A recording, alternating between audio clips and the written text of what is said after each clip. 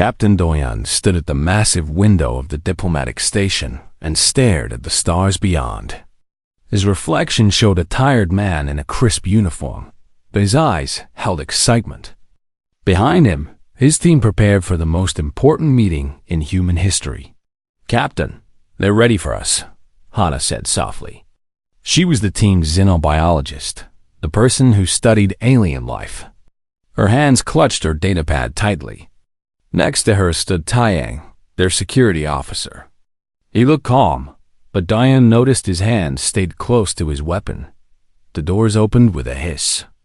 The room beyond was enormous, built for creatures much larger than humans. Diane walked in first, his team following close behind.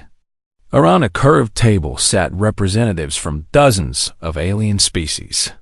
Some had scales, others had feathers, and some looked like nothing Doyan had ever imagined. But the ones that caught his attention were the Vacrine. They looked like lions that had learned to walk on two legs. Thick manes of dark fur surrounded their faces. Golden eyes watched the humans with an intensity that made Doyan's instincts scream danger. Their hands ended in claws that could easily tear through metal. When they breathed, Doyan could see rows of sharp teeth. "Welcome, humans," a deep voice rumbled. The speaker was the largest Vacrine, with a silver mane and scars across his face. "I am Ambassador Corval. We have heard much about your species." Doyan bowed respectfully. "Thank you for inviting us, Ambassador. We're honored to be here." Corval's eyes narrowed slightly. Around the room, other aliens shifted nervously. A bird-like creature called a Charon made a clicking sound of worry. An insectoid click's antennae drooped. "Before we discuss alliance," Corval continued, "you must understand our ways. The Vacrine are warriors. We are hunters. We are apex predators of our world." He leaned forward. "Other species respect us because they fear us. This is natural. This is right." Hannah scribbled notes on her pad. Diane noticed she seemed more fascinated than frightened. "We do not ask you to fear us," Corval said. "But you must prove you can stand before our power without running or attacking. Many species have failed this test." "What kind of test?" Taiyang asked, his voice steady. Corval's mouth curved into something like a smile, showing more teeth. "Our younglings are trained in the ancient art of intimidation. They learn the predator gaze, the stance of dominance, the signals that mark us as hunters. If you can withstand the gaze of our cubs and show proper respect, then we will know humans are worthy of alliance." A small alien that looked like a purple blob spoke up in a translator voice. "I tried this test last cycle. I ran away crying. Very embarrassing." Another alien, this one with 6 legs, added, "My people responded with aggression. We are no longer welcome here." Diane looked at Hana and Taiyang. Hana's eyes were bright with curiosity. Taiyang just nodded once, ready for whatever came. "We accept," Doyan said. The room went silent. Even Corval looked surprised. "You accept without knowing more? Without preparation?" "We came here to build bridges," Doyan replied. "If understanding your traditions is part of that, then yes, we accept." Corval studied them for a long moment. Then he stood, his massive frame making Doyan feel very small. "Very well. Tomorrow, you will visit our training grounds. You will meet the cubs. War Master Jaxter will oversee the trial." He paused. "I warn you, humans. Our cubs are young, but they carry the blood of warriors. Many adults from other species cannot withstand their gaze. Think carefully about this choice." "We've thought about it," Diane said simply. After the meeting ended, the human team returned to their quarters. Taiyang immediately began checking their security systems.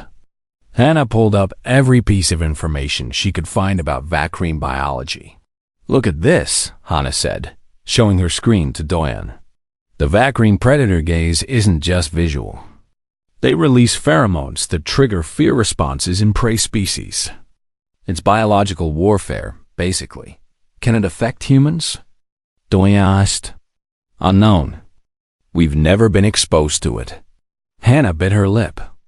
But Captain, I have to say something. The Vacrine cubs? Based on these images, they're adorable. Doyen looked at the screen.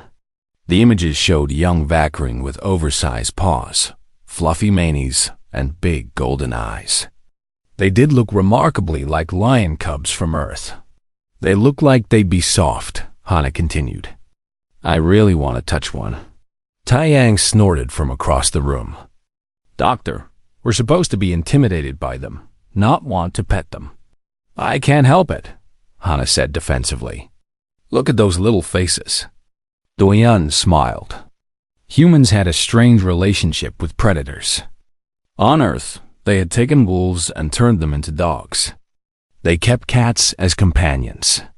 They thought baby animals were cute, even when those animals could grow up to be dangerous. Just remember, Doyen said, we're representing all of humanity tomorrow. Whatever happens, we need to show respect for their culture. Understood, Captain, both Hannah and Taiyang replied. That night, Doyen couldn't sleep. He kept thinking about Ambassador Corvai's words. The Vacrine based their society on fear and respect through intimidation. But humans had different ideas about respect. They respected courage, kindness, and strength used wisely. Tomorrow would be interesting. In another part of the station, young Vacrine cubs were also being prepared for tomorrow. Their instructor, War Master Jackster, made them practice their fiercest stares in the mirror. The cubs tried their best, baring their tiny fangs and fluffing their manes. Tomorrow, you face a new species, Jackster told them. Show them the power of Vacrine warriors. Make your ancestors proud. The smallest cub, Rathik, looked up with determined golden eyes. We will not fail, War Master.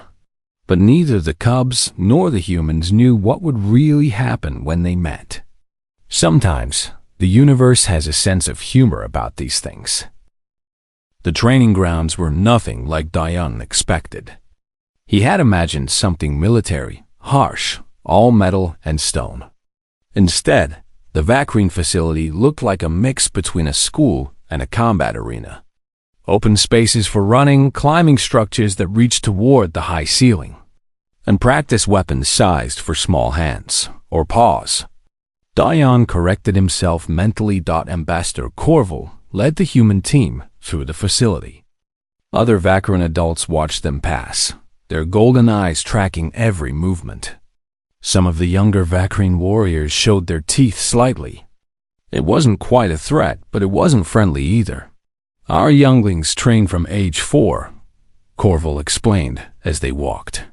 By age 8, they have mastered basic combat, hunting techniques, and the predator gaze.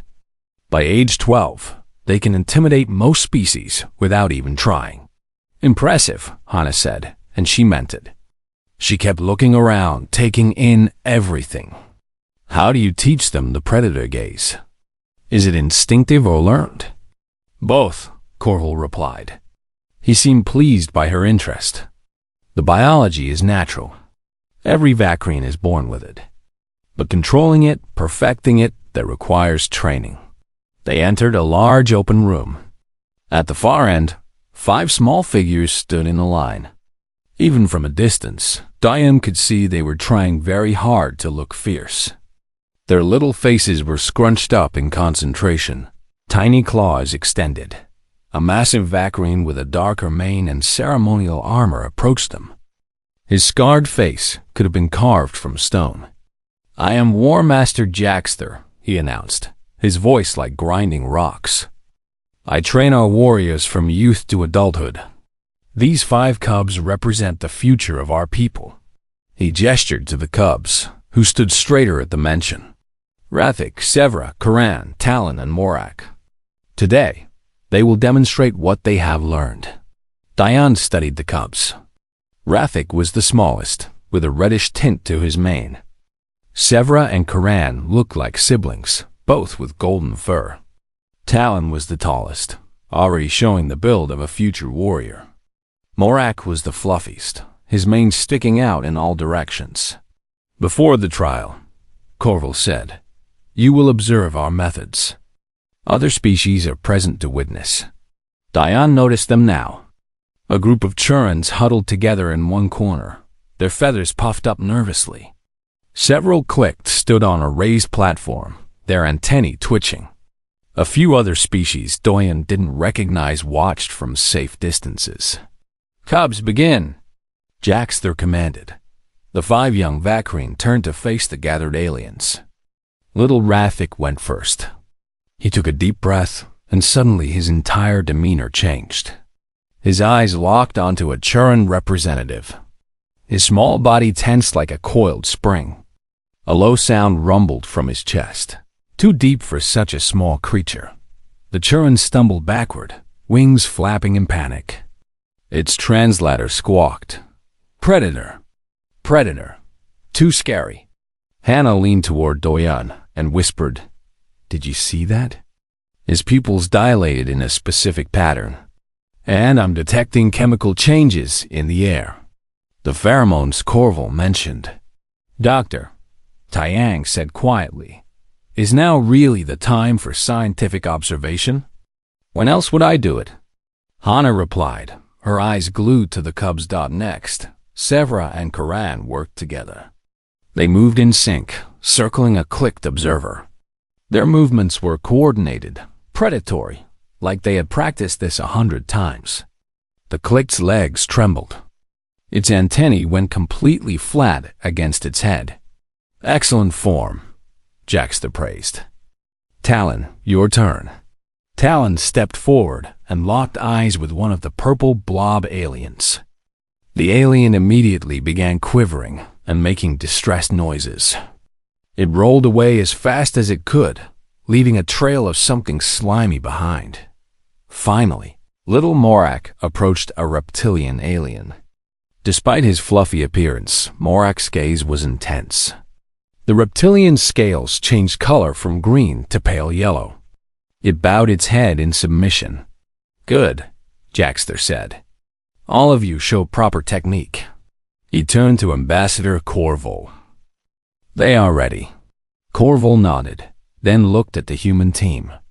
"You have seen what our cubs can do.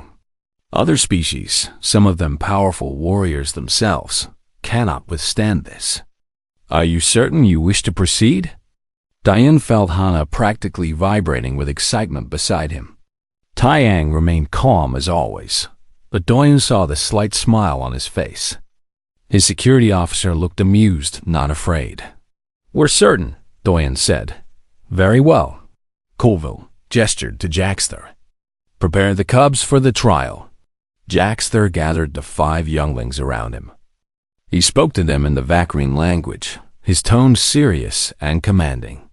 The cubs listened intently, nodding at his words. Rathik's little face showed fierce determination. Severa and Karan bumped shoulders, psyching each other up. Talon stretched, warming up like an athlete. Morak fluffed his mane even bigger. "They're adorable," Hana whispered. "They're supposed to be terrifying," Taiyang reminded her. "They can be both," Hana insisted. Doyen understood what she meant. The cubs were trying so hard to be scary. They had all the right features, the claws and fangs and fierce eyes.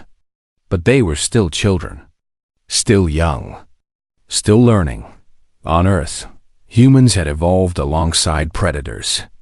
They had learned to read body language, to understand hunting behavior. But humans had also become the ultimate predators themselves. They didn't fear other hunters because they were hunters too.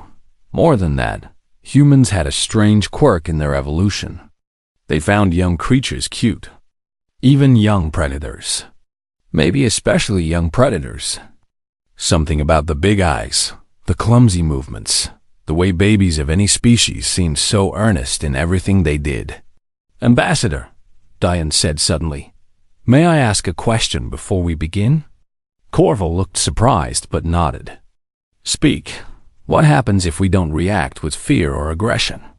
What if we just don't respond the way you expect? The question seemed to confuse Corval. That has never happened.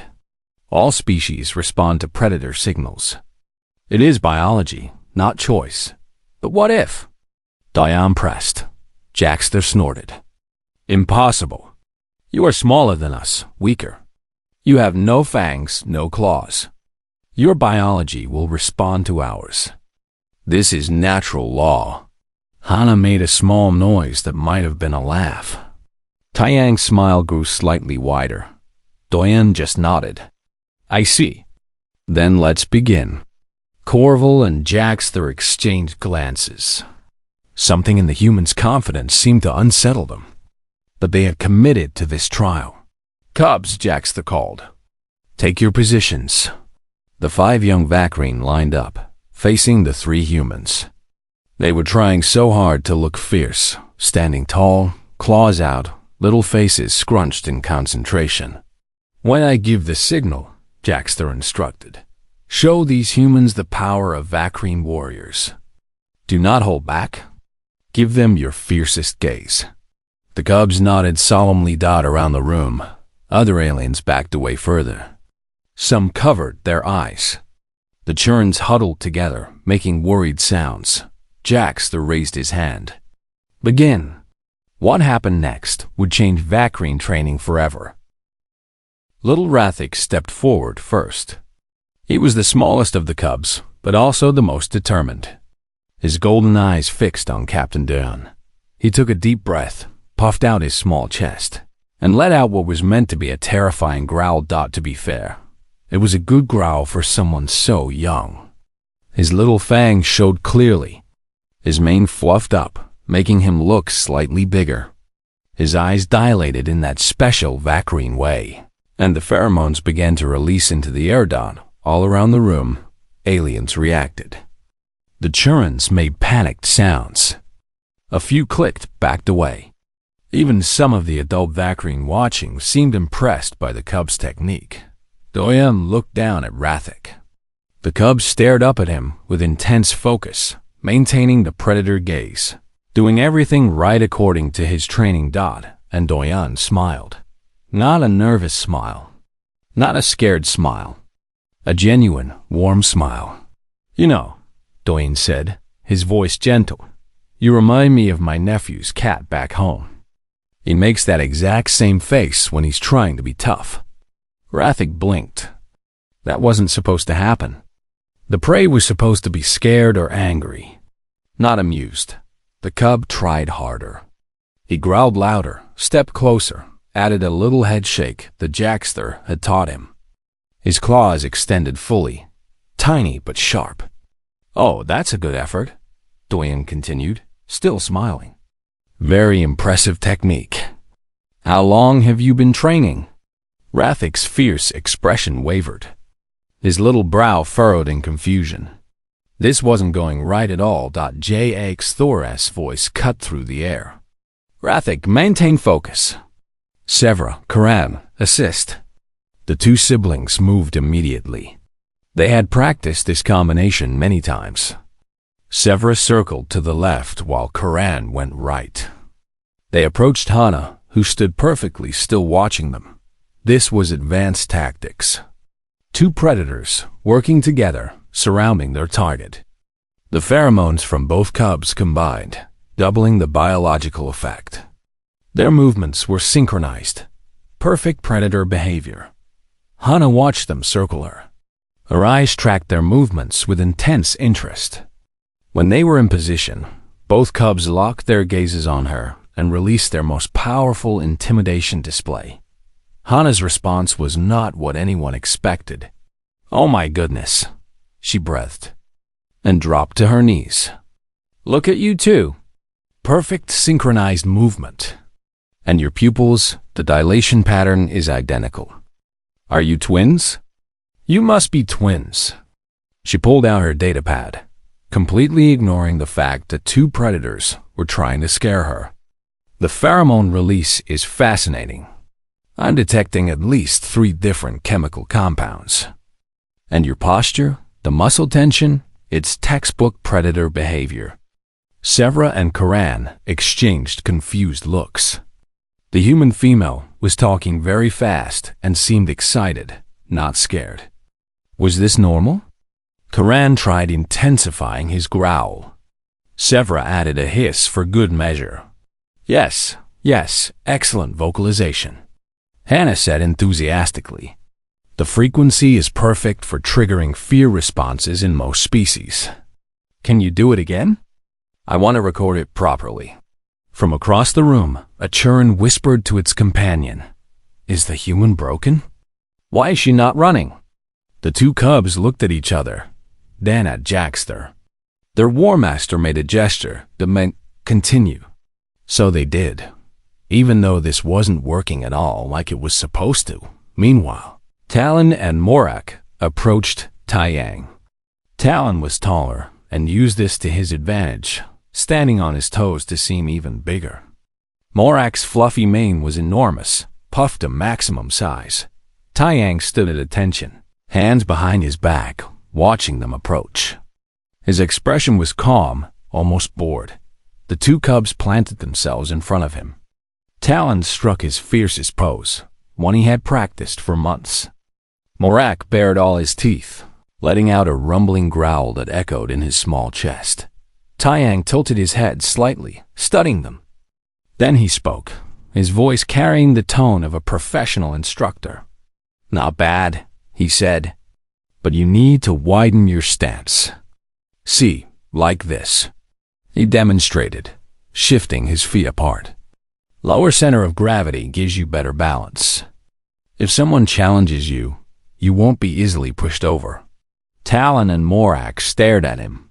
And Morak, Taiyang continued, your mane is good for intimidation, but it blocks your peripheral vision. In a real fight, that's dangerous. You need to be aware of everything around you. Morak automatically turned his head, checking his blind spots. Good. Taiyang nodded approvingly. Always be aware of your surroundings. Jackster made a strangled sound. Around the room, Vagrine adults looked at each other in complete confusion. The clique's antennae were spinning in circles, a sign of total bewilderment. Ambassador Corval stepped forward. What is happening? He demanded. Why are you not afraid? Diane turned to face him, and Rathik had to scramble to follow, trying to maintain his intimidation stance even though it clearly wasn't working. Ambassador, Diane said respectfully. They're children. Very talented, well-trained children. Why would we be afraid of children? They are predators. Corval insisted. So are we, Diane replied simply. That statement hung in the air. The other aliens went very quiet. Humans are apex predators on our world, Diane continued. We hunted creatures larger and stronger than ourselves. We developed tools, strategy, and cooperation to become the most successful hunters on our planet. Hannah stood up, still flanked by Sevra and Karan. We also have an evolutionary trait, she added. We respond to young creatures with nurturing instincts. Large eyes, small features, clumsy movements. These things trigger protective responses in humans, even when the creature in question is a predator. She looked down at the two cubs beside her. And these two are absolutely adorable. Sevra and Karan's ears twitched. Adorable? That was not a word usually associated with Vakrine warriors. On Earth, Taiyang said, we took wolves and made them into pets. We live with predators by choice. We like them. Jackster looked like he might explode. This is not how the trial works. You should be scared or angry, or something other than this. Sorry, Doyen said, and he did sound genuinely apologetic. We're just not wired that way. Rathik, who had been trying so hard to maintain his fierce expression, finally let it drop. He looked up at Diane with confused golden eyes. You're really not scared? Not even a little bit, Doyen admitted. But I did everything right, Rathik said, his voice small and disappointed. And that was when something shifted in the room. The little cub looked so dejected, so confused that his best efforts hadn't worked. His ears drooped, his tail tucked down. Doyen's heart melted. He crouched down to Radha's level. "Hey, you did everything perfectly. Your technique was flawless. You're going to be an amazing warrior someday." Rathik's ears perked up slightly. "Really?" "Really," Doyen confirmed. "It's not your fault we're weird." Behind them, Hana was having similar conversations with Severa and Karan. "You two were so coordinated. That flanking maneuver was brilliant." Taiyang nodded at Talon and Morak. "Solid foundation. Keep training." The cubs started to relax, dropping their intimidation poses. They looked at each other, then at the humans, then at their instructors. Nobody seemed to know what to do next. Rathik's little pink nose twitched as he looked up at Doyen. It was an involuntary movement, a natural part of how Vakrine processed sense, and that twitch was too cute for Doyen to resist. Before he could think about whether it was appropriate, before anyone could stop him, Doyen reached out and gently tapped Rathik's nose with his finger. "Boop," Doyen said softly. The training ground went absolutely silent. Rathik stood frozen, his eyes wide with shock. What had just happened to his nose? And then Doyen, unable to help himself, leaned forward and kissed the cub right on his fuzzy little nose. If the room had been quiet before, it was absolutely dead silent now. Somewhere in the background, a click fainted. Rathik stood completely still. His small brain was trying to process what had just happened. The human had touched his nose, then kissed it. These were not things that happened during intimidation trials. These were not things that happened ever. Every adult Vakrine in the room stared in absolute horror. Ambassador Kolval's mouth hung open, showing all his teeth, but not in aggression. In pure shock. War Master Jax, though looked like his entire worldview, was crumbling. "Did that human just," one Vakrine warrior whispered, "kiss a cub's nose?" "I saw it," another replied, "but I don't believe it." The other alien species were equally confused. A Churin's translator kept repeating, "does not compute," over and over. The click that had fainted was being fanned by its companions. Rathik's nose twitched again, an automatic response. Doyen watched the little movement with delight. "Your nose is very soft," Doyen said conversationally. "I expected it to be rougher, like a cat's, but it's actually quite velvety." Rathik blinked several times. Then, somewhere deep in his young brain, a decision was made. If the predator gaze didn't work, maybe being fierce up close would. He stepped even closer to Doyen, raising up on his back legs, trying to look bigger and more threatening. His little face scrunched up in the fiercest expression he could manage. He showed all his teeth. His claws extended. A growl rumbled from his chest. He pushed his face close to Doyen's, golden eyes blazing with determination, and his nose twitched right in front of Doyen's face. Doyen couldn't resist. He booped it again. "Boop," he said, smiling. Rathik's fierce expression broke completely.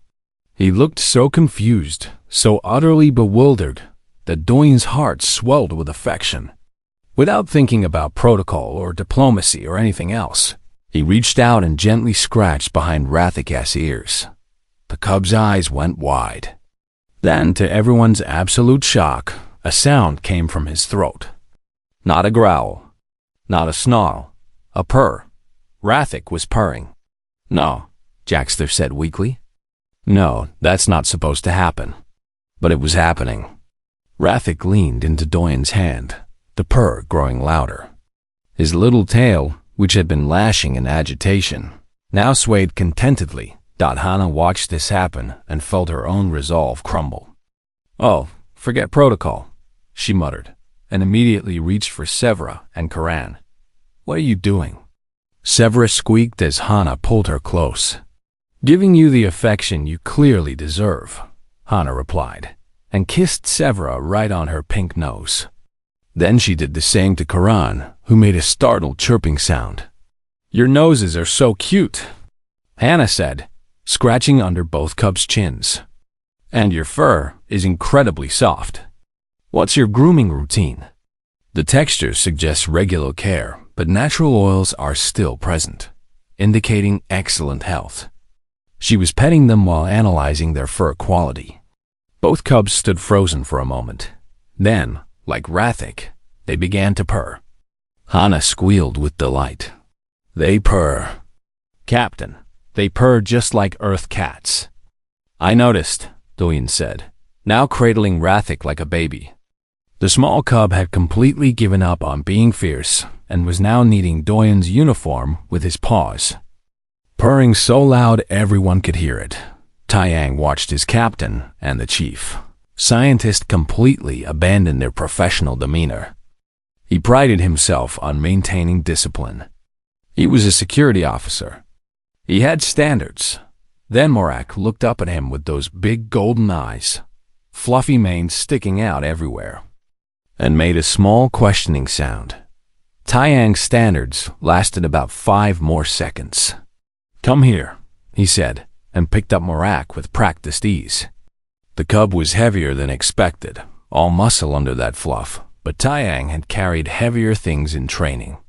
He tucked Morak against his chest like he might hold a large dog. Morak, who had been trying so hard to look fierce, went limp in his arms and started purring too. "Your mane is ridiculous," Taiyang told him seriously, but in a good way. Talon stood alone, watching his fellow cubs being held and petted by the humans. He was the biggest of the younglings, almost old enough to join advanced training. He had his pride. He had his dignity. He also really wanted to be petted. His ears drooped slightly. His tail swished with indecision. Hannah noticed. "Oh no, come here, sweetheart. We didn't forget you." She held out her arms. Talon tried to maintain his warrior composure for approximately 3 seconds before walking over and letting Hannah scratch behind his ears. His purr was deeper than the others, more of a rumble. "Good boy," Hannah cooed. "Such a good, fierce boy." Jax there made a sound like something was dying in his throat. He turned to Ambassador Corval. "Ambassador, this is a disaster. Our cubs are being treated like pets. This is against everything we teach them." But Corval was staring at the scene with a strange expression. "Jaxter," he said slowly, "when was the last time you saw our cubs purr?" The War Master blinked. "Well, they purr with their parents, in private, but with strangers?" Corval pressed. "With aliens? With anyone outside their family?" Jaxter had no answer.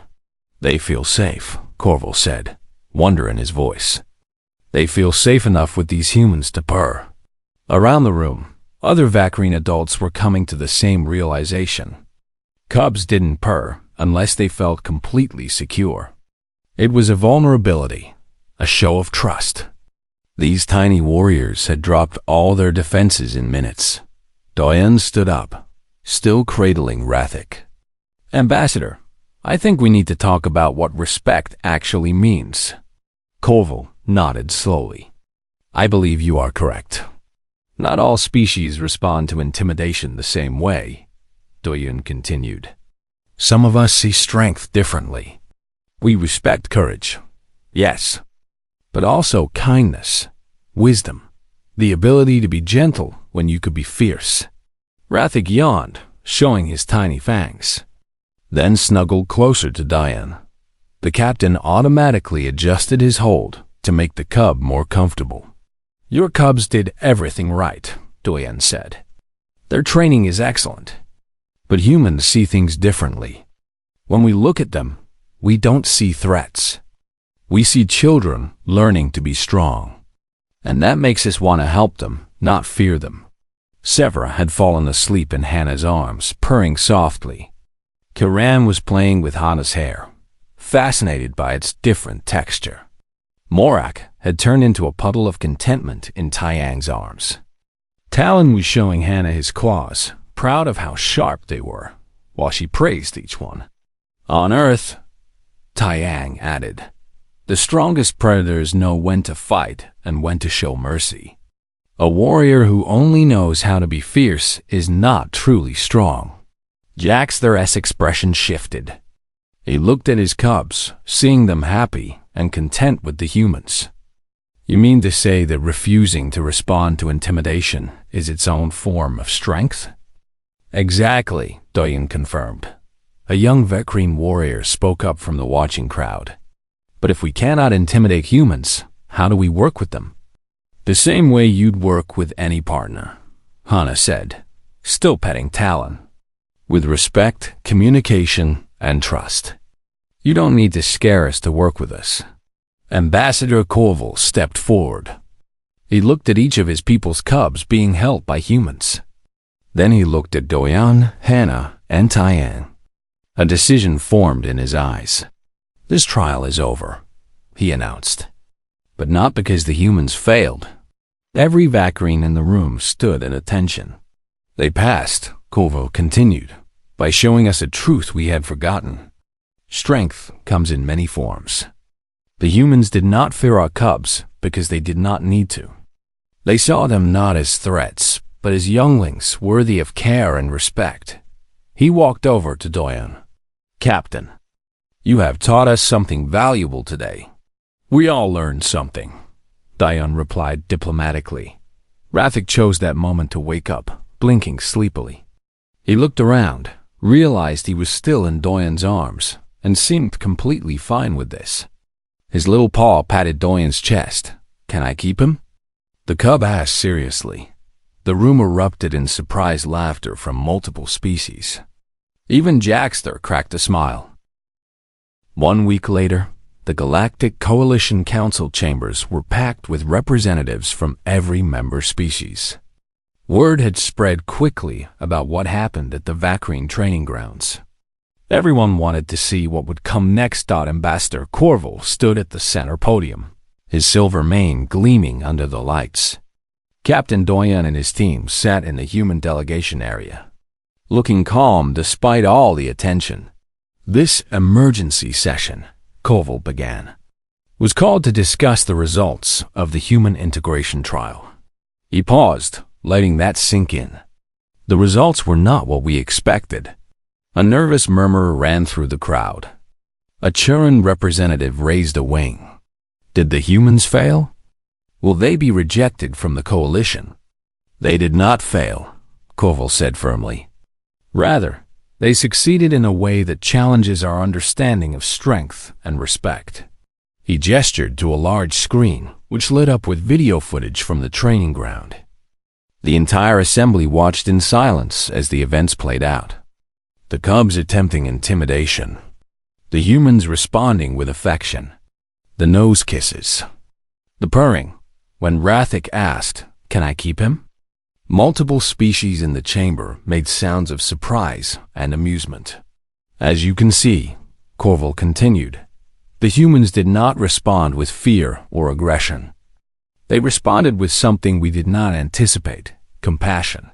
A clicked ambassador stood, antennae waving. But Ambassador Corval, this means the humans cannot be intimidated by your species. Doesn't this make them dangerous? Corval's expression was thoughtful. That was my initial concern. If humans don't fear apex predators, what do they fear? So I researched their history. The screen changed, showing images from Earth. Predators of all kinds, lions, tigers, bears, wolves. Then images of humans living alongside these animals. Dogs sleeping in human homes. Cats being pampered. Even images of humans protecting endangered predators. Humans are apex predators themselves, Corval explained. On their world, they rose to dominance not through the strongest claws or sharpest teeth, but through intelligence, cooperation, and adaptability. They learned to hunt the hunters. Hannah stood up, having been granted permission to speak. If I may add something, Ambassador? Corval nodded. Humans have a unique evolutionary trait, Hannah said, addressing the council. We respond to young creatures with protective instincts. Big eyes, small features, certain proportions. These trigger nurturing responses in our brains. It's why we find babies of almost any species cute, even predator babies. She pulled up images on her datapad, projecting them to the screen. Pictures of baby animals from Earth. Lion cubs, wolf pups, bear cubs. Then pictures of Vacrine younglings. To a human, Hannah continued, Vacrine cubs hit every single marker for adorable. We literally cannot help our response. It's biological. A purple blob alien spoke up. But this seems like a weakness. If humans cannot fear predators, how do they survive? Taiyang stood this time. We survive by being smarter than the things that want to eat us. Humans don't freeze or run when faced with danger. We assess, adapt, and overcome. That's our strength. Doyen added, and we learned long ago that making allies is better than making enemies. We domesticated wolves into dogs because we saw the benefit of cooperation over conflict. We don't need to fear you to respect you. The council chamber was silent as everyone absorbed this information. Then a Vacrine elder stood, one even older than Corval. Her name was Velshara, and she rarely spoke at council meetings. I have a question for the humans. You say you want alliance with us, but you do not fear us. How can there be mutual respect without fear? It was Doyen who answered. Elder Velshara, respect doesn't require fear. We respect the Vacrine because you're strong, organized, and honorable. We respect your culture and your traditions. We don't need to be afraid of you to see your value as allies. But every other species fears us, Velshara pressed. Maybe that's the problem, Doyen said gently. Fear can bring compliance, but it doesn't bring true loyalty. Partners who are afraid of you will follow orders, but they'll never truly trust you. They'll never give you honest advice when you need it. They'll never tell you when you're wrong. Corval's eyes widened slightly. He had never thought of it that way. We want to be your allies, Doyen continued, not your subjects. We want to work with you as equals. That means sometimes disagreeing, sometimes challenging each other, but always respecting each other's strengths. Elder Velshara was quiet for a long moment. Then she turned to Corval. What do the cubs think of the humans? Corval smiled, showing teeth, but it was a warm expression. They have requested that the humans visit every day. They bring them gifts. He paused. Dead training drones, mostly. And they have started calling Dr. Hannah Softpaws. Laughter rippled through the chamber. The cubs feel safe with them, Corval admitted. They are learning that strength can be gentle, that warriors can be kind. These are not bad lessons. Elder Velshara nodded slowly. Then perhaps we have been teaching strength wrong all this time. Perhaps true strength is knowing when to be fierce and when to be gentle. She turned to face the entire council. I vote to accept the humans into the Galactic Coalition, not because they passed our traditional test, but because they showed us a better way. Seconded, Corval said immediately. One by one, other species added their votes. The Churns, the Clicked, the Purple Blobs, even species that had initially been skeptical. The vote wasn't unanimous. Some species still weren't sure about humans, but it was enough. Humans were officially part of the Galactic Coalition. After the vote, there was a small ceremony. Corval approached Doyen with something in his hands. It was a ceremonial badge, the symbol of the coalition, but with an addition, a small carved image of a Vacrine cub. This is for you, Corval said. We are adding a new title to our traditions. You are now declared Pack Friend, the highest honor we can give to a non-Vacrine. Doyen accepted the badge, bowing respectfully. I'm honored, Ambassador. There is more, Corval continued. War Master Jaxter has requested something unusual. He wants Officer Taiyang to help train our cubs. Taiyang looked surprised. Train them in what? In seeing strength from different perspectives, Jackster said, stepping forward. You showed our cubs that being fierce is not the only form of power. I want them to learn this. Will you help? Taiyang glanced at Doyen, who nodded approval. I would be honored, War Master. And Dr. Hannah, Corval added. Our cubs have been asking when Southpaws will return. They wish to learn more about other species. Will you teach them? Hannah's face lit up. Really? I can spend more time with them? Yes, absolutely yes. Later that evening, the human team returned to the training grounds for an informal visit. The 5 cubs rushed over immediately, tails swishing with excitement. Rathik reached Doyen first, standing on his back legs with paws up, requesting to be picked up. Diane obliged, and the cub immediately started purring. We heard you're staying, Rathik said happily.